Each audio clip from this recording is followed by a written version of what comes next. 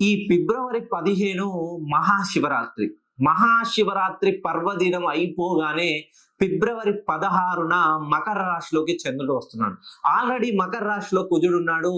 కుజుడు చంద్రుల కలయిక వలన వీళ్ళకి మహాలక్ష్మి రాజయోగం లభించబోతుంది. ఎవరైతే మకర రాశిలో జన్మించిన వాళ్ళకి మెయిన్ గా శ్రవణ నక్షత్రం, ఉత్తరాషాఢ, ధనిష్ట నక్షత్రాల్లో జన్మించిన వాళ్ళకి ఈ మహాలక్ష్మి రాజయోగం వలన ఎప్పుడైతే దీర్ఘకాలికంగా పెండింగ్ లో ఉన్నటువంటి అప్పులన్నీ సమసిపోతాయి. మీరు ఏదైనా కాంట్రాక్ట్ విషయంలో ఏదైనా కాంట్రాక్ట్ ఇవ్వాల్సిన విషయంలో మీకు పెండింగ్ పనులన్నీ పూర్తయ్యే సరి అయిన సమయం ఇదే. అదే విధంగా మీరు మీ చేతి గుండా ఎవరికైనా డబ్బులు ఇస్తే తిరిగి రావడం, పెండింగ్ లో ఉన్నటువంటి పనులన్నీ పూర్తయ్యే సమయం.